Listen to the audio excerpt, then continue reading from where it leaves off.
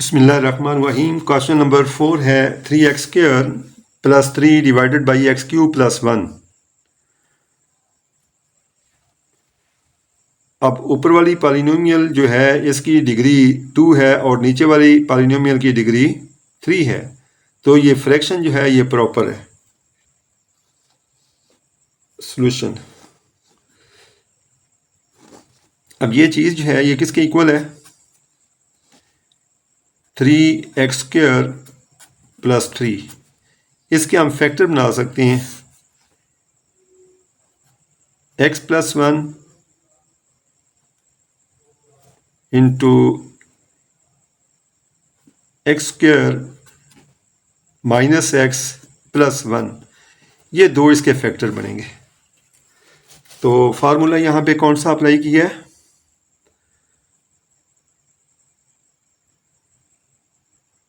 a⁻³ + b⁻³ is equal to a + b into a² - ab + b²। ठीक है जी। Let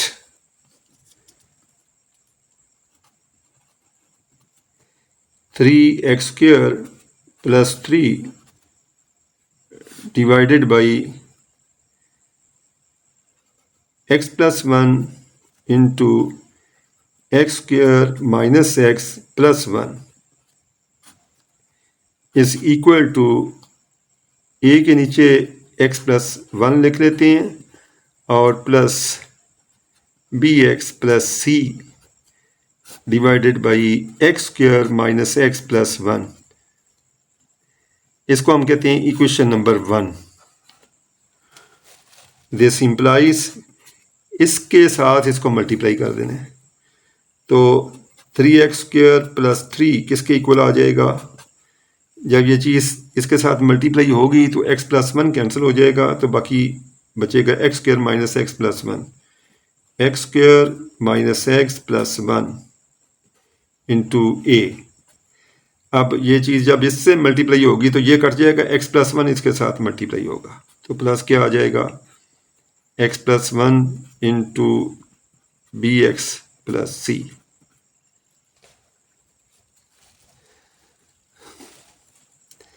this implies 3x² + 3 is equal to a के साथ multiply कर दिया, ax² - ax + a। अब x मल्टीप्लाई होगा bx के साथ, तो आ जाएगा bx²। x जब मल्टीप्लाई होगा c के साथ तो cx आ जाएगा। 1 जब मल्टीप्लाई होगा bx के साथ तो bx + c आ जाएगा। ठीक है, तो अब x² कॉमन निकाल लेते हैं। x² को कॉमन निकाला तो क्या आ जाएगा? यहाँ से a और यहाँ से b x²। अब x कॉमन निकालना है, तो यहाँ से आएगा -a और यहाँ से आएगा b + b और फिर +c। इसको इसके साथ आ जाएगा x और प्लस कांस्टेंट a + c। इसको हमने कहना है equation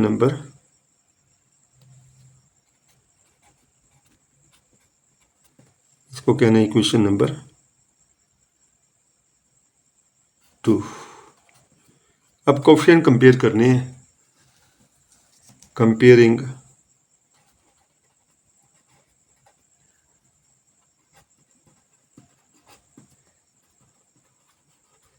coefficients of x², x and constants।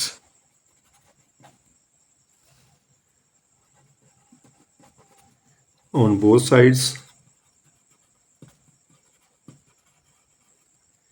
of equation 2। तो अब देखें लेफ्ट साइड पे x² वाई टर्म है ये, ठीक है, तो एक्स के का कोएफिशिएंट 3 है, तो इधर राइट साइड पे ए प्लस बी है, तो ए प्लस बी जो है ये इक्वल आ जाएगा 3 के। A plus b is equal to 3, और इसको आपने कहना है इक्वेशन नंबर 3। और फिर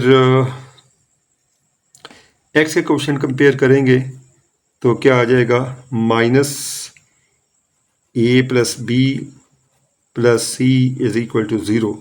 एक्स वाली कोई टर्म नहीं है ना, तो ये इक्वेशन 4 हो जाएगी। अब ए प्लस सी ये कांस्टेंट है, राइट साइड पे 3 है, A plus C is equal to 3। Equation number 5 लेते हैं, यहां से बी की वैल्यू निकाल के यहां पुट कर दें। From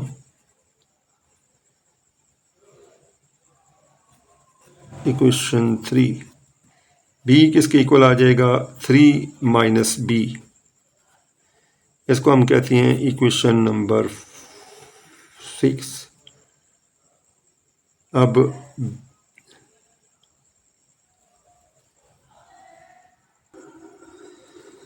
from equation 3 we get B is equal to 3 minus A, equation number 6। अब इक्वेशन 4 से हमने वैल्यू मालूम करनी है सी की इन टर्म्स ऑफ ए। ठीक है, जिस तरह बी की वैल्यू इन टर्म्स ऑफ ए निकाली है, इस तरह सी की निकालेंगे। इम्प्लाइज माइनस ए, अब बी की वैल्यू ये है 3 minus A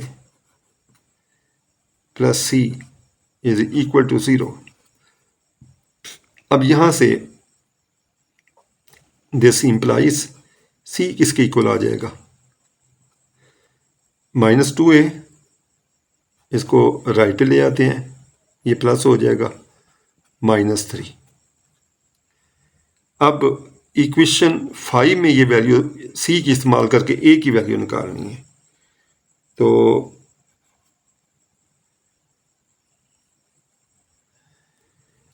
from equation 3 B is equal to 3 minus A, इसको इक्वेशन नंबर 6 कह लिया। अब इक्वेशन 4 में हमने क्या करना है, ये बी की वैल्यू पुट करनी है, तो यहाँ से सी की वैल्यू निकालेंगे। तो -3 प्लस माइनस ए ऑलरेडी है, बी की वैल्यू 3 माइनस ए और plus C is equal to 0। अब ये कितना आ जाएगा, -2a हो गया प्लस 3, -2a, ये सी की वैल्यू क्या आ जाएगी, ये -2a बनेगा, इसको राइट पे ले आए, 2a, ये सी प्लस 3 प्लस का है, ये इधर आके माइनस हो जाएगा। ठीक है, ये सी की value equation number 7। Put this value in equation 5। Equation 5 ये है, यहाँ पे ए सी की वैल्यू हमने पुट करनी है 2a माइनस 3, तो a प्लस 2a माइनस 3, ये 3 इधर राइट पे आगे 6 हो जाएगा, ये बन जाएगा 3a, 3 इज इक्वल टू 6 और a की वैल्यू आ जाएगी 2। तो अब वैल्यू मालूम करनी है हमने b की, तो फ्रॉम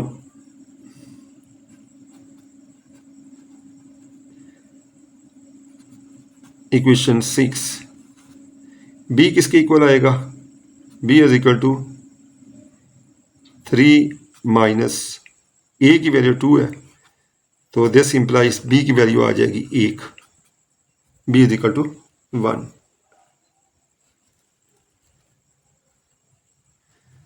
अब इक्वेशन नंबर 7 से हमने सी की वैल्यू निकालनी है। From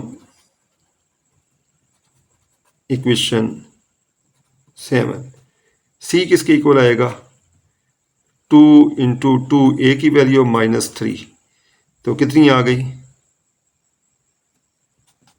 c is equal to 4 minus 3, implies c is equal to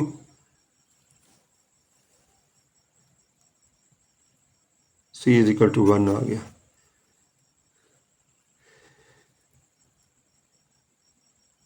from equation 3 b is equal to 3 minus a,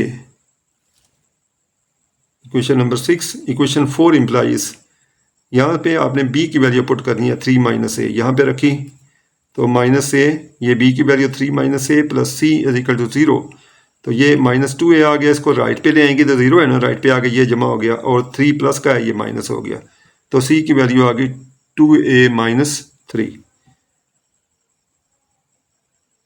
put this value in equation 5। अब ये इक्वेशन 5 है, यहाँ पे हमने c की वैल्यू पुट करनी है, तो a हमारे पास यहाँ पे है और c की value 2a minus 3 is equal to 3। This implies ये कितना 3 हो जाएगा और ये इधर आके प्लस हो जाएगा 6 बन जाएगा। 3a की वैल्यू 6 आ गई, a की वैल्यू 2 आ गई। फ्रॉम इक्वेशन 6 b किसके इक्वल आ जाएगा 3 माइनस 2, ये है ना, यहाँ पे 3 माइनस a की वैल्यू 2, तो कितनी आ गई b इज इक्वल टू 1। ठीक है,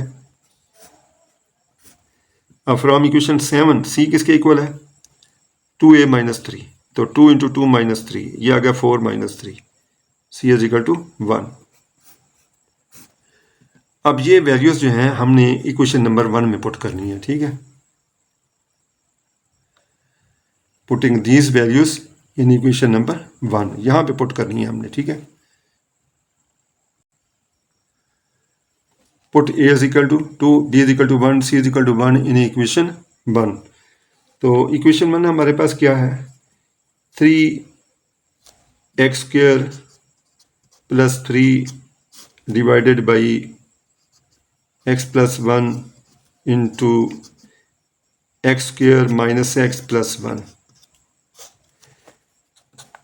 तो a के नीचे हमने लिखा था x प्लस 1, तो a की वैल्यू 2 है, प्लस ये था bx, तो b की वैल्यू कितनी है 1 इंटू एक्स, और c की वैल्यू 1, b की वैल्यू 1 पुट की, 1 इंटू एक्स आ गया, प्लस c की value 1 over x square minus x plus 1, तो 2 over x plus 1 x plus 1 divided by x square minus x plus 1। तो ये आंसर है क्वेश्चन नंबर 4 का।